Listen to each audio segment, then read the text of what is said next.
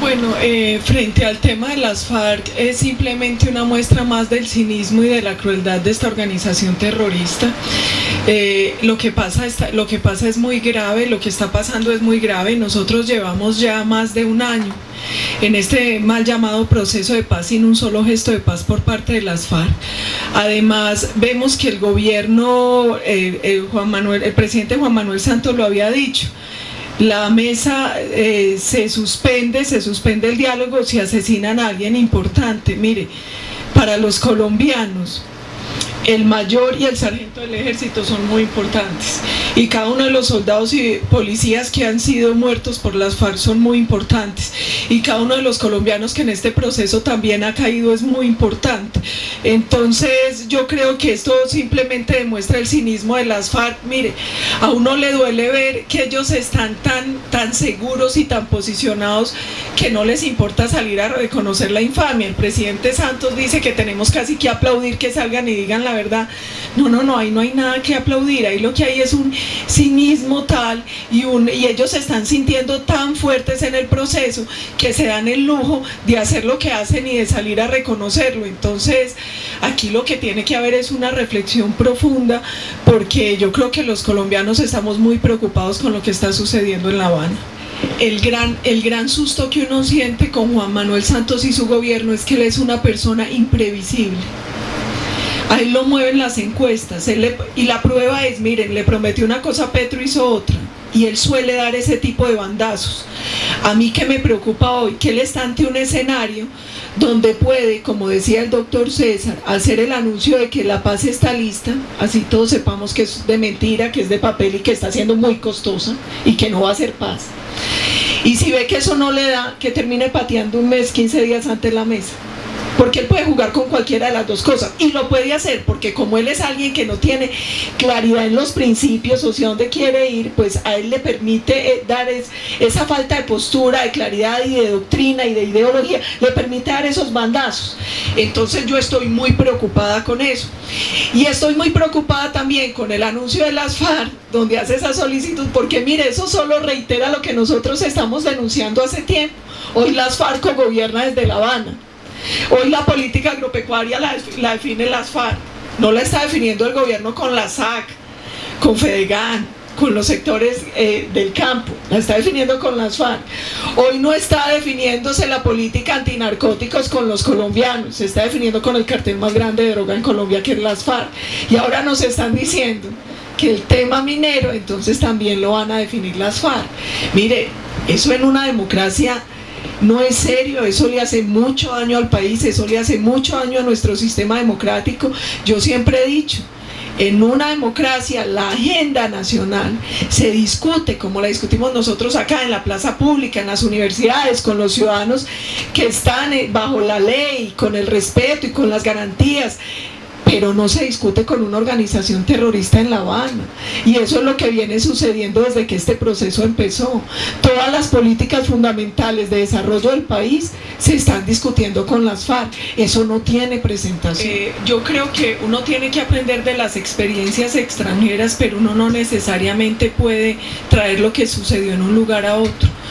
Y si aquí el tema es desmovilizar a las FARC, los colombianos también debemos recordar que en el gobierno de Uribe nosotros desmovilizamos 53.000 personas, más de 35.000 de los mal llamados paramilitares y más de 18.000 de las FARC y el ELN, disidentes de la guerrilla que se desmovilizaron de manera individual al no poderse adelantar un proceso con ellos. Y aquí nunca se negoció la agenda de país, aquí se negoció una rebaja de penas, no se negoció, no se permitió impunidad para quienes cometieron delitos de lesa humanidad, no se permitió elegibilidad para quienes cometieron delitos de lesa humanidad, y lo que hubo fue una negociación de una rebaja de penas. El cuestionamiento que yo siempre le hago a los colombianos es, y sobre todo a quienes fueron tan críticos de ese proceso, ¿por qué les parecía tan blandito ese modelo para los paras y se les hace tan duro para la guerrilla?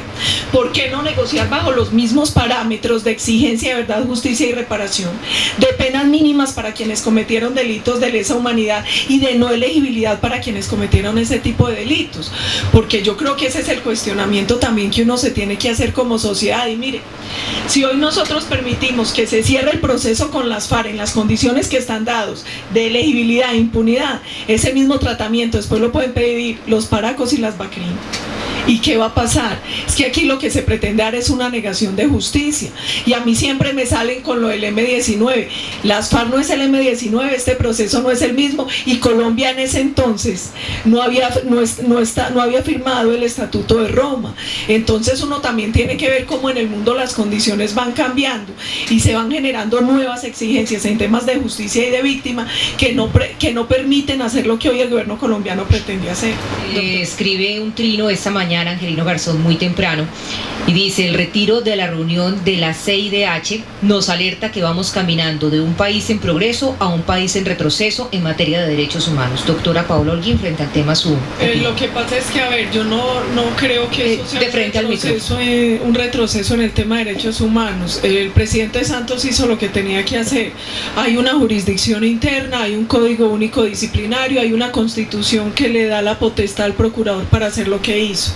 Entonces ahí no veo que él, me imagino que, como dice el doctor César Eugenio, calculó, porque los cálculos de él no son cálculos de país ni de que le vaya bien a Bogotá. Los cálculos de él siempre son meramente electorales y personales. ¿Con cuál perdía menos? Porque igual con cualquiera de las dos perdía, pero era con cuál perdía menos. Que él hizo, pero es que eso no es gracia, eso no es para salir y aplaudir. Él hizo lo que tenía que hacer, y es que aquí hay un ordenamiento jurídico que establecía eso. La Corte es subsidiaria, no es sustituta. Entonces eso no es para aplaudir, eso no es para nada. Lo que lo debe preocupar a uno es: ya hizo lo que legalmente tenía que hacer, ahora que no empiece a mamar gallo para no llamar a elecciones. ¿Va a llamar a elecciones o no llama a elecciones? Debe hacerlo, debe hacerlo. Llamar. Tiene que hacerlo, si no viene a empezar a mostrarse como un dictador, y a 3 meses de elecciones, y con lo que está pasando en Venezuela y en algunos países, sería desastroso que sus asesores no le dijeran lo que tiene que hacer. Porque ya apareció la plata para Bogotá, aparecieron los proyectos de movilidad, de vivienda, de salud, apareció los ríos de leche y miel para la capital. Actualmente en época electoral apareció lo que en 4 años no vio. Además, doctora, si bien esto alentó el debate sobre la necesaria reforma a la Procuraduría, que se tiene que dar, y qué bueno que se dé, lo que no está bien es uno creer que entonces ahora no aplica porque es Petro. Es que van más de 1.700 funcionarios elegidos por voto popular que han sido destituidos desde que se creó la Procuraduría. Entonces, si esta es la hora de plantear una reforma, demos el debate y que se haga. Pero lo que no se puede es que alguien esté al margen de lo que ya está establecido en el Estado de Derecho por ser él. Es que son más de 1.700. Por el ojo izquierdo se está viendo muchas veces la justicia. Lo que ocurre es que todos los sancionados por el procurador se agallinaban, se llenaban de temor, les daba miedo combatir ese poder. Lo que estamos viendo nosotros en Petro es un valor civil a toda prueba, una capacidad política superlativa de ser capaz de enfrentar la Procuraduría y de ser capaz de llevar esto a escenarios internacionales cuando a los otros les había dado miedo llevarlo. Petro convirtió en popular, en tema de obligatorio debate en Colombia, las facultades del procurador. Pero aquí hay una cosa, vuelvo y digo, si se tiene que reformar, que se reforme, si se tiene que dar el debate, que se dé, pero no es una buena señal uno querer estar encima de la ley. No, pero discúlpeme. No, es que él no quiere estar encima de la ley. Sí, claro, porque él quiere burlar la Constitución, el Código Único Disciplinario y todo lo que está establecido en un marco jurídico en Colombia, y que llevaba a que él fuera destituido e inhabilitado. No, doctora, vea. Él, ¿qué es lo que está haciendo? Se defendió de acuerdo con los instrumentos que le da la ley. Interpuso tutelas. Y como el derecho internacional también le da derecho a defenderse, utilizó el derecho internacional. Ahora, lo que sorprende en Petro es su capacidad política, su capacidad agitacional, el haber convertido este tema, que a todos los senadores, que a todos los alcaldes sancionados se habían llenado de temor y de pánico, este lo enfrentó. Pero sabe entonces, doctor Armando, ahí a qué lo llamo, a la reflexión. Es valor civil en él no agallinarse y apelar a cosas internacionales. Es valor civil y patriótico nuestro no agallinarnos frente al fallo de La Haya y defender la integridad de Colombia como nación. Venga, no se nos puede olvidar la capacidad de insurrección que tiene Petro. No se nos pueden olvidar los orígenes de Petro. Petro destruyó el polo en Colombia. Petro tuvo la capacidad, ante la división de los poderes en Bogotá, de acabar con el polo y quedarse con el segundo cargo más importante de Colombia. Petro desbordó la juridicidad en torno a su administración. Petro no es un hombre respetuoso de la norma. Petro fracasó como administrador y fue criticado por sus propios seguidores. Petro hoy lo que hace es agitar las masas para recuperar un poco su figuración a nivel nacional, porque fue un desastre como administrador y él siempre fue un agitador desde el Congreso de la República. Pero ahí sí aplica pues el aforismo de la ley es dura, pero es la ley, él mismo la creó y estamos en desbordes muy grandes. Es que la doble instancia hace falta en este caso y en el caso, por ejemplo, del juzgamiento de los congresistas. No, porque ustedes consideraron siempre a Petro el enemigo número uno del gobierno del presidente Uribe. No, por Dios. Pero a él hay mucho que agradecerle, los colombianos tenemos mucho que agradecerle. Para nosotros los contradictores son contradictores y siempre lo hemos respetado. Y no tienen que ser ni del mismo partido ni de la misma tendencia. Y es clarísimo, si usted habla con un Jorge Robledo o habla con un... A mí me tocó cuando estaba en el gobierno tener de gobernador a Navarro Wolf. Pregúntele a Navarro cómo le fue a él con el gobierno Uribe y cómo le fue a Nariño. Pregúntele a Lucho Garzón cómo le fue a Bogotá. Y no, nosotros no, y no nos choca lo del paramilitarismo, enhorabuena y lo aplaudimos, y ojalá con la misma celeridad se den procesos de farpolítica también. Es que vínculos con delincuentes cero y hay que combatirlos. Es que no es lo mismo la farpolítica que la parapolítica, no es lo mismo, doctor. Porque volvemos al punto fundamental, que usted me va a salir con el argumento de la señora Robledo, que los considera guerreros, que los considera políticos, que los considera son delincuentes y criminales igual a los porque son abiertamente distintos, Primero, no hay un solo militar en Colombia que haya simpatizado con la guerrilla, no hay un solo militar en Colombia condenado por relaciones con la guerrilla, y altos militares y bajos militares simpatizando con los paramilitares, pues los tenemos todos. Mire, le tiro esta perla, es que poco se ha investigado el tema de la farpolítica, pero yo sé de reuniones de militares con gente simpatizante de las FARC y de Chávez en el Tequendama. Le tiro esa perla y ojalá la denúncielo, que eso es grave, denúncielo. Pero lo cierto es que está demostrado que la alta oligarquía de este país combatió las FARC y se alió con los paramilitares, financió a los paramilitares. Y está debidamente comprobado también que los militares de este país se aliaron con los paramilitares y persiguieron siempre, como era su obligación, la guerrilla. Doctor Armando, pero ahora parece que las negociaciones en La Habana están fraguadas desde la alta oligarquía bogotana y en las clases altas, y que la izquierda... Es que Clara López... Perdóneme, doctor, no diga esas cosas, que usted es un hombre muy ilustre y muy informado.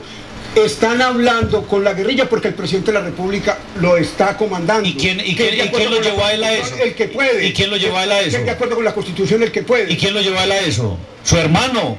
Él mismo ha dicho, mi hermano Enrique es el que me llevó y el que tenía las conexiones con la guerrilla. Está hablando dentro de la ley, dentro de la Constitución. En cambio, cuando los militares o los oligarcas de este país se reunían con los paramilitares, no estaban obrando de acuerdo con la ley. Doctor Armando, revise la geografía de Colombia. En las zonas donde la presencia guerrillera era fuerte, también había gente que se reunía con ellos. Bueno, lamentablemente el único gobernador que está condenado por ese efecto es un gobernador del Meta. Por eso digo que ojalá se investigue. Es que no se investiga, doctor Armando, no se investiga. No, perdóneme, se ha investigado hasta la saciedad.